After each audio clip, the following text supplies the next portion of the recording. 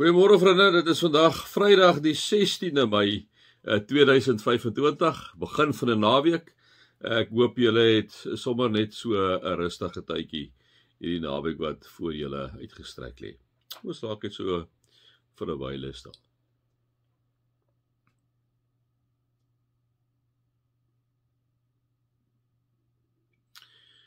O Heilige Vader, Heilige Jesus, Heilige Gees. Here, vir ons verstandskapasiteit is die drie eenheid ver buite ons bereik. Maar tog, Here, wanneer ons na die heelal kyk en ons kyk na die onsaglik baie galaksies wat daar is, met die miljoene der miljoene, honderde miljoene planete en sterre, dan besef ons, Here God, dat niks is by U onmoontlik nie. U is die skepper van die heelal, U is inderdaad in die gees by ons, soos wat U in die liggaam by ons was in Jesus Christus, om vir ons iets te kom wys wie U is. Tegelijkertyd is U drie en tegelijkertyd is U een. Here, ons kop is te plat daarvoor. Maar dankie Vader dat U in die gees by ons is, 24 uur 'n dag, 7 dae 'n week. Dankie Jesus dat U in ons opgestaan het en in ons lewe, en soos Paulus sê, ons leef nie meer nie, maar U leef nou. Here, dit is scary en bemoedigend tegelijkertyd. Here, dankie vir U nabyheid. Dankie vir U daar en hier wees, die in die nou, in die teenswoordige tyd. Dankie daarvoor. Wees ook so met ons vandag. Amen. Vriende, mag daar vir julle genade en vrede en oorvloed wees, omdat julle God ken, Jesus ken en die Heilige Gees ken. Ja, ons het 'n bietjie stilgestaan, ons staan nog steeds stil by Spreuke 23, waar ek vir julle gesê het, die Spreukedigter in vers 19 sê, luister my seun, my dogter, of ons kan sê, luister my kinders, soek die regte insig, dubbelpunt, soek die regte insig, né? So soek is 'n werkwoord, so dit beteken jy moet strewe daarna, dit beteken jy moet dit najaag, soek die regte insig. En dan pak hy hom 'n bietjie uit om vir ons te kom sê, maar wat is die regte insig volgens die Spreukedigter? Hy sê, dit wat jy soek. Hy sê, moet jou nie ophou met syplappe en vrate nie. Dis die eerste een.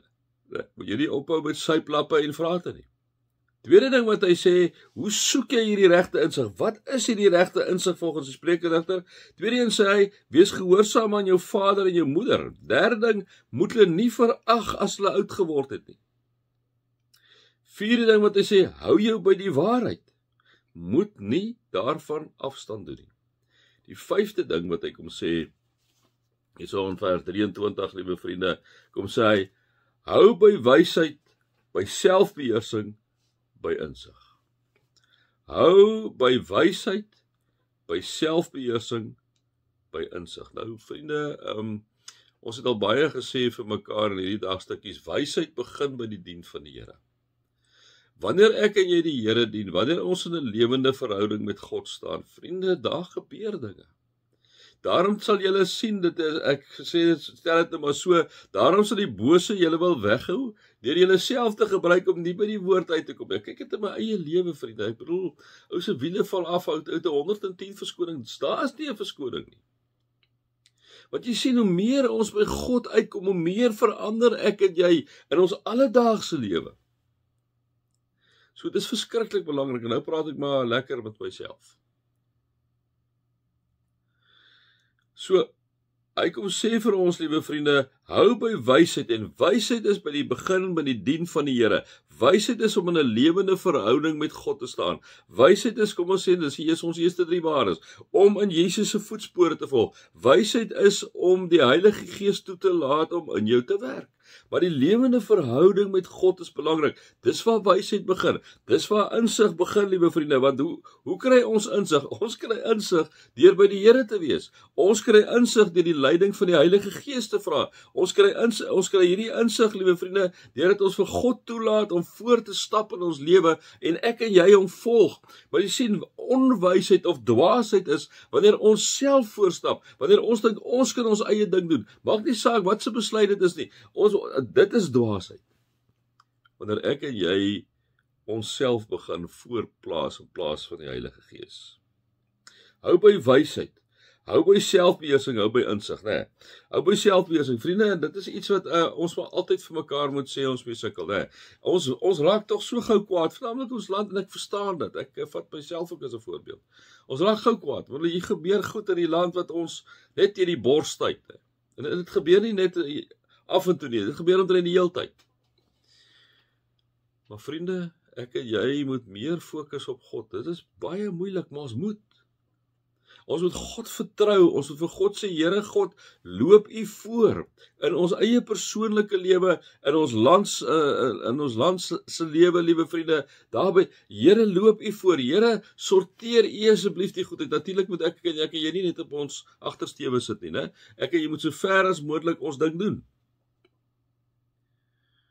Selfbeheersing is nie net om nie net uiting te gee wat in jou hart opkom nie.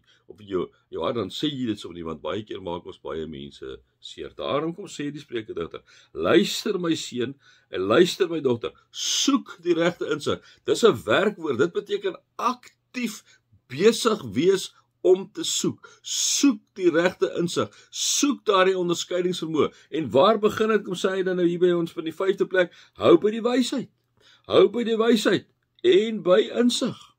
En wanneer ek en jy by die wysheid hou, deur ons God dien, want dit is waar ons wysheid vandaan kom, dit kom van God se leiding deur sy Gees, dit beteken ek en jy moet in die lewende verhouding met God staan, sodoende kry ek en jy insig. En sodoende begin ons ook die vrug van die Gees uitlewe, want selfbeheersing is een van die vrugte van die Gees. Geduld is een van die vrugte van die Gees. Ons vra vir die Here om ons daarmee te help. Kom ons soek, ons strewe na intentioneel, vriende, vandag, om wysheid te bekom, om insig te hê en selfbeheersing aan die dag te lê. Mag julle God se liefde ervaar, Jesus se genade ervaar en die Heilige Gees se teenwoordigheid ervaar. Amen.